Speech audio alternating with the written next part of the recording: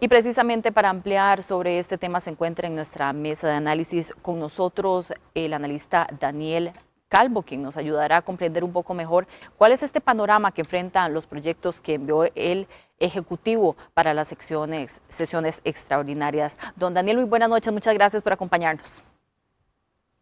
Muy buenas noches, encantado de acompañarles. Y bueno, usted ha hecho un repaso más o menos de lo que ha sido convocado por parte del Poder Ejecutivo. Son más de 100 iniciativas, lo cual nos dice que prioritario,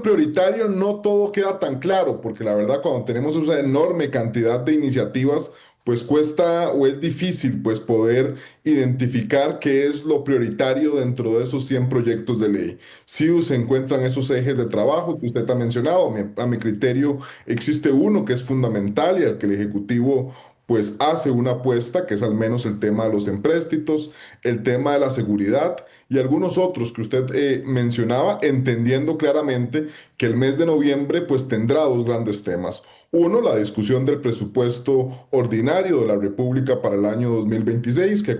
constitucionalmente pues tendrá que ser discutido en lo que resta del mes de noviembre, y claramente pues el proyecto de jornadas. Un proyecto de jornadas que me atrevería a decir tiene atrapados a los diputados, quienes todavía no encuentran una salida a un proyecto que poco a poco, me parece a mí, viene perdiendo viabilidad, con algunas mociones que usted también reseñaba, pues en notas previas respecto a reducciones de la jornada y demás, que ciertamente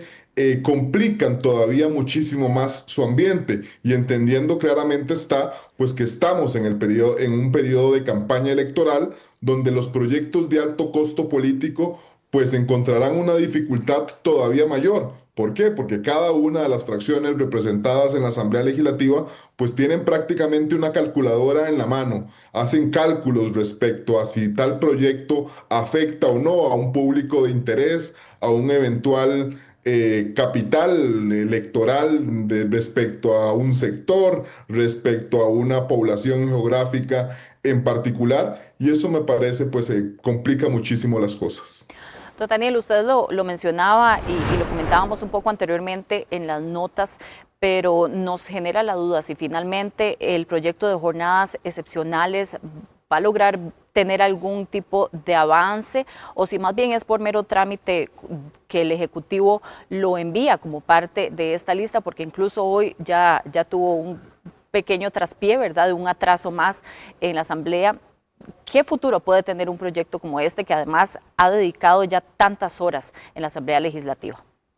Mira, lo primero que te diría es que en esta convocatoria y sobre todo en la primera hay mucho de simbólico, es decir, el Ejecutivo debe enviar un mensaje de cuáles son sus prioridades también a ciertos sectores en particular, ejemplo, el sector empresarial que demanda o viene demandando desde hace muchísimo tiempo la discusión y eventualmente la aprobación del proyecto de jornadas. Por ejemplo, la ley de armonización del sistema eléctrico, por ahí está el tema de la ley de franquicias y algunos otros temas que le interesan. Pero en específico, en el caso de jornadas flexibles de trabajo, varias fracciones, y sobre todo diría yo la fracción del Frente Amplio, eh, no amenazó, sino más bien alertó de que la enorme cantidad de mociones presentadas, 2.564, vamos por la 800 y resto, haría imposible que este proyecto pues pudiera llegar a buen término, que se pudieran al menos discutir cada una de esas mociones, y por eso los diputados han planteado algunos escenarios. Uno es un proyecto de ley bajo el mismo nombre, pero con algunos cambios que se le intenta aprobar ya no una vía rápida, sino una vía ultra rápida. Pero esto no ha contado con los votos de la fracción del Frente Amplio y de Liberación Nacional, que deberían sumar 38 votos, uno para desaplicar la vía rápida actual al proyecto 24.290 y otros 38 votos para aplicar esa vía ultra rápida a esta nueva iniciativa recientemente presentada. Entonces te diría que de no hacerse eso, que me parece difícil en un ambiente electoral como en el que ya nos encontramos, pues diría que el proyecto va a seguir caminando. Hoy doña Pilar decía a pasito tuntún, pero difícilmente el proyecto pueda encontrar una viabilidad, al menos en estos 3 meses de sesiones extraordinarias, noviembre, diciembre y enero, y más bien habrá que ver posibles reconfiguraciones de fuerzas, entendiendo que el último periodo de sesiones ordinarias, es decir, febrero, marzo y abril, ya los diputados actuales sabrán cómo quedó la configuración de la Asamblea Legislativa y eso me parece pues puede cambiar un poco en decir, bueno, es mejor que salga un proyecto quizá un poco más limitado a que ahora con una configuración de una próxima asamblea legislativa, quizá más benevolente con el gobierno, se pueda llegar a un proyecto más amplio. Y esto creo que aplica no solo al proyecto de jornada, sino al proyecto de armonización del sistema eléctrico, entre otros. Don Daniel, y si vemos también ese carácter simbólico que usted menciona, ¿qué podríamos esperar con temas de seguridad, de los que también hay mucha expectativa y que probablemente generen mucha discusión para que además las diferentes fracciones puedan exponer sus puntos de vista? Incluido también podríamos mencionar aquí crucitas, que es uno de los temas también que ha dado mucho de qué hablar. Mira, efectivamente diría yo que los costarricenses tenemos mapeado que el tema seguridad es la principal preocupación de los costarricenses ya desde hace muchísimo tiempo. Los proyectos quizá no han venido avanzando de la manera que muchos deseáramos. Hay proyectos que llevan más de un año esperando. Y bueno, ahora pues, pensaría yo que algunas fracciones van a intentar sacar esa calculadora de la que te hablaba e intentar congraciarse con ciertas partes de la población, intentando aprobar proyectos que puedan mover la aguja en temas de seguridad. Ahora también te diría que quizá dentro de la Asamblea Legislativa pues pueda llegar a existir una mala, no sé si planificación o calendarización, porque hay algunos proyectos que generan incomodidad al Poder Ejecutivo, que a la oposición considera que son fundamentales en materia de seguridad, pues pueden haber algunos, ahora lo mencionabas también en notas previas con Juan Arroz, y creo que hay una facilidad muy grande del Poder Ejecutivo de todos aquellos proyectos que le generan ruido innecesario en la campaña electoral, bueno, pues simplemente tienen la posibilidad de no convocarlo, de que no genere ruido, y eso me parece a mí también, pues generará descontento y habrá presiones de los diputados de distintas fracciones de oposición para que esos proyectos que están chimando al Poder Ejecutivo pues puedan encontrar su espacio o al menos ellos denunciar mediante los mecanismos de control político que esos proyectos también encuentren cabida en este último periodo de sesiones extraordinarias. ¿Qué tanto afecta también la aprobación de proyectos y la discusión, el contexto? En primer lugar, el periodo de vacaciones, que además está dentro de estas sesiones extraordinarias, y además el informe de la comisión que analiza la eventual solicitud de levantamiento de inmunidad al presidente. Mira, hay temas que son ya, diría yo, de mala calendarización, le decía, claramente para el Poder Ejecutivo, pues un lapso donde ellos quisieran definir sus prioridades, pues queda entrecortado en razón del mes de diciembre. De momento, lo que está planteado es que quizá el receso pueda extenderse unos 15, 22 días, pero bueno, en otras administraciones los diputados han decidido darse un receso todavía mayor. Yo desconozco si este vaya a ser el caso de los diputados en esta Asamblea Legislativa. Y también te diría que la situación del proceso electoral, aunado también a la Comisión de Levantamiento de la Inmunidad, pues va a generar estos roces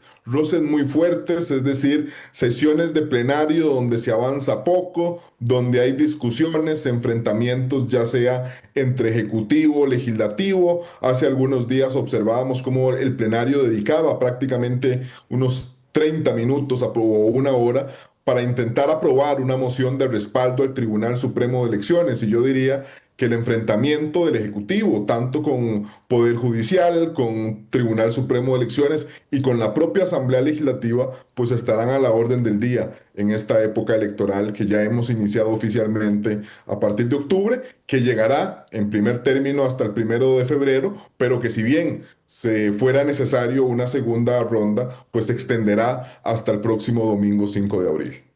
Don Daniel, y como parte de su análisis, ¿hay algún proyecto que ya esté lo suficientemente avanzado, probablemente conversado, que sí vaya a ver la luz como parte de este periodo? Mire, me parece que sí, usted mencionaba el tema de seguridad, que yo creo que los diputados están conscientes de la necesidad y dentro de esos hay una reforma, por ejemplo, a la ley de extradición para incluir otro tipo de delitos que inclusive los diputados lo dispensaron de trámite, es decir, le dieron una vía rápida y yo pensaría que es cuestión de días para que el proyecto pueda aprobarse. Hay otras iniciativas también en materia de seguridad que si bien les ha costado su avanzar dentro de la Asamblea Legislativa, diría yo ya se encuentran lo bastante maduras para que puedan ver la luz en las próximas semanas. Por mencionarte uno, la ley contra el sicariato en Costa Rica, que está dejando un flagelo pues muy fuerte en titulares de prensa y en una enorme cantidad de familias costarricenses que se ven salpicadas o que ven familiares caer en las manos justamente del sicariato. Y bueno, otros temas que quizá no la tienen tan fácil, pero que al menos se intentará avanzar de importante manera en sesiones extraordinarias, porque son proyectos de altísimo costo político. Por mencionarte dos, también lo referías, el caso de Cruzitas, que creo que eso representa o es un tema candente dentro de la campaña político-electoral y por lo cual veo difícil que pueda aprobarse, pero sí quizá avanzarse en estos 3 meses. Por ahí también está el proyecto de plataformas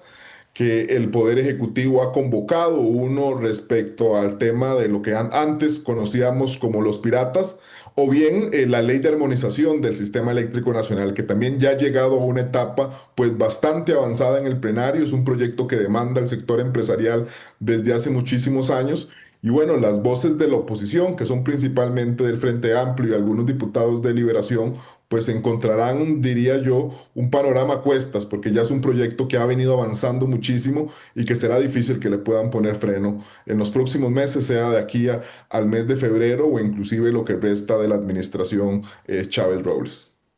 Bueno, y para ir cerrando, no queremos dejar de mencionar un tema que llamó mucho la atención el día de hoy en la corriente legislativa y fue una denuncia que presentó y que comentó la diputada oficialista Pilar Cisneros contra un funcionario del Tribunal Supremo de Elecciones. Vamos a ver primero esta nota para comentar un poco lo que implica y viene después de esta denuncia. La fracción oficialista encabezada por la diputada Pilar Cisneros presentó una denuncia en contra de Gustavo Román Jacobo. Según la legisladora, el asesor del Tribunal Supremo de Elecciones habría cometido beligerancia política al expresar opiniones personales durante entrevistas realizadas como vocero en medios de comunicación. Estamos pidiendo que se ordene una apertura de un procedimiento en contra de Gustavo Román Jacobo por parcialidad política o beligerancia y que se declare con lugar esta denuncia, porque además están todas las pruebas adjuntas, ¿verdad?, y que se interponga una sanción, la sanción que ellos consideren o que corresponda, incluyendo su destitución o su inhabilitación para ejercer cargos públicos. La diputada recopiló en la denuncia una serie de frases dichas por el funcionario, ya que asegura que estas expresiones serían perjudiciales para el oficialismo de cara a la presente campaña electoral. Queda en absoluta evidencia su parcialidad y su deseo personal de que este gobierno no continúe. Bueno, resulta que él tiene prohibición absoluta, él no puede referirse a nada de eso. Vean esto, por ejemplo, dice, hay personas, y esto ya es un asunto de estructura, de personalidad, que no tolera un no. Personas que cualquier discrepancia o falta de alabanza la consideran una falta de respeto o una traición. ¿A quién se refiere? A Rodrigo Chávez Robles. Ante esta acción, el máximo órgano electoral respondió que el recurso ya se encontraba en trámite, así como confirmaron otra denuncia contra el mismo funcionario por presunta beligerancia política. La primera de estas denuncias está suscrita por 3 ciudadanas y la segunda está suscrita por varios diputados de la Asamblea Legislativa. Estas denuncias se encuentran en este momento en trámite de asignarles el expediente respectivo, la numeración respectiva, y posteriormente pasarán a la fase de admisibilidad, que es lo que es usual en este tipo de asuntos. Cisneros espera que el tribunal examine rápido el recurso y proceda con una sanción contra Román Jacobo, quien actualmente se desempeña como asesor político para esta institución. Bueno, y finalmente, viendo esta información, don Daniel, ¿cuál sería su comentario? ¿Continúan los roces entre el Tribunal Supremo de Elecciones y la fracción oficialista, ahora con un nuevo elemento? Mire, continúan y me atrevo a decir continuarán, es decir, ese enfrentamiento entre poder ejecutivo y el poder, o el Tribunal Supremo de Elecciones, que lo que consideramos el poder electoral, pues diría yo, se ha venido recrudeciendo en las últimas semanas, sobre todo a raíz de la solicitud del Tribunal Supremo de Elecciones del levantamiento de la inmunidad. Y bueno, como cualquier enfrentamiento dejará heridos en ambos bandos. Me parece que la estrategia del gobierno pues intenta un poco acallar al vocero principal del Tribunal Supremo de Elecciones, poder de la República que te diría ha sido quizá de los pocos que al menos ha intentado enfrentar, diría yo, con los tacos de frente, por decirlo de una forma muchísimo más clara, a las narrativas que ha venido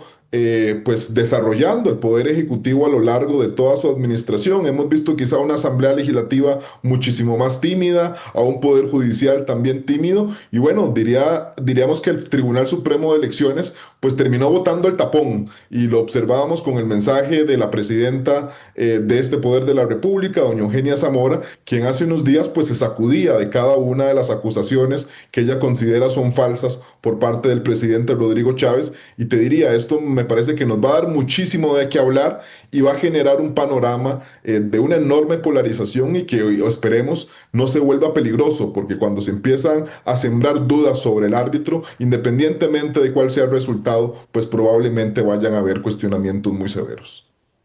Muchas gracias. Era el análisis de Daniel Calvo, analista político, que nos acompañó esta noche en Mesa de Análisis. Muchas gracias. Buenas noches.